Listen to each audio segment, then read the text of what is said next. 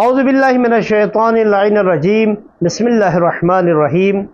الحمدللہ رب العالمین اللہم صلی علی محمد وآل محمد وعجل فرجہم۔ ناظرین، مبطلات روزہ بیان ہو رہے تھے۔ آج روزہ باطل کرنے والی چیزوں میں سے چوتھی چیز اللہ اور رسول پر جھوٹ باندھنا، جھوٹی بات کی نسبت دینا۔ مثال کے طور پر ایسی بات جو قرآن میں نہیں ہو کہہ دینا کہ یہ قرآن میں لکھا ہوا ہے، قرآن کی طرف نسبت دینا، کیونکہ قرآن خدا کا کلام ہے اور خدا کی طرف جھوٹی بات کا نسبت دینا روزے کو باطل کر دیتا ہے۔ یا کوئی چیز قرآن میں ہے بول دینا کہ قرآن میں نہیں لکھا ہوا ہے، یعنی قرآن میں نہیں لکھا ہوا ہے جبکہ قرآن میں موجود ہے، اس سے بھی روزہ باطل ہوتا ہے۔ اگر کوئی حدیث نبوی نہیں ہے، اپنی طرف سے کوئی جھوٹی بات حدیث بنا کر رسول کی طرف نسبت دینا، یا حدیث نبوی ہے اس کا روزے کی حالت میں انکار کر دینا، یہ روزے کو باطل کر دیتا ہے۔ یہ ضروری نہیں ہے کہ انسان زبان سے بولے، وہ کسی بھی طریقے سے، چاہے اشارے سے یا لکھ کر یا زبان سے،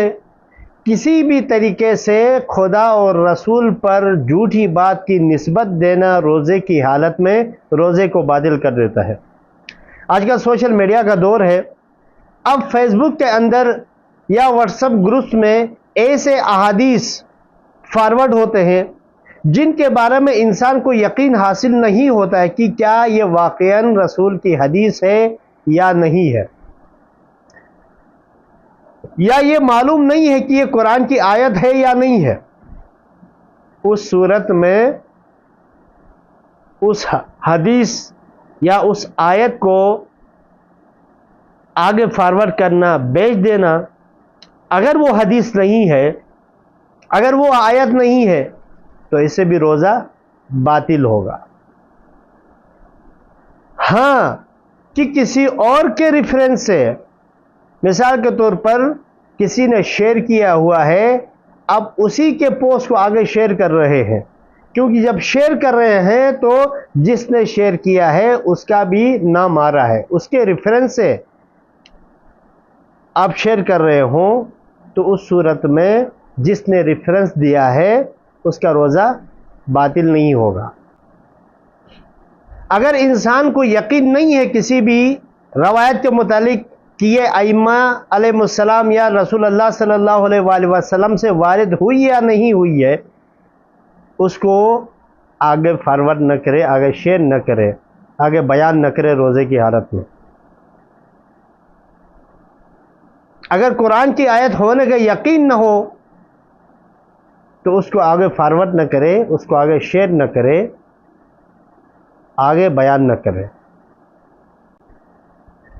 ہاں اگر کسی کو یہ یقین حاصل ہو کہ یہ قرآن کی آیت ہے یا یہ حدیث رسول ہے،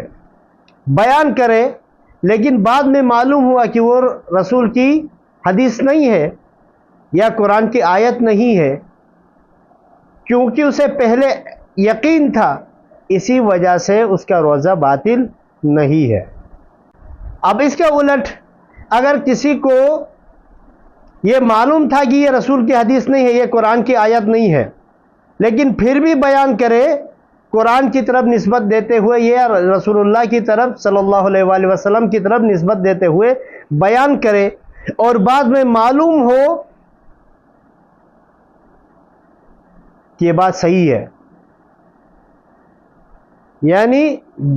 پہلے اس کا نہ ہونے کا یقین تھا پھر بھی بیان کرے، اور بعد میں معلوم ہوا کہ یہ واقعاً رسول اللہ کی حدیث تھی یا قرآن کی آیت تھی، تو اس دن کا روزہ بھی رکھے گا، بعد میں اس روزے کا قضا بھی بجا لائے گا۔ ناظرین، اس موضوع کے مطابق کسی کے ذہن میں کوئی سوال ہے تو سوال کر سکتے ہیں، انشاءاللہ اس کا جواب دیا جائے گا۔ ہمارے چینل کو سبسکرائب کریں، ہمارے ویڈیو کو لائک کریں، شیئر کریں، والسلام علیکم ورحمۃ اللہ وبرکاتہ.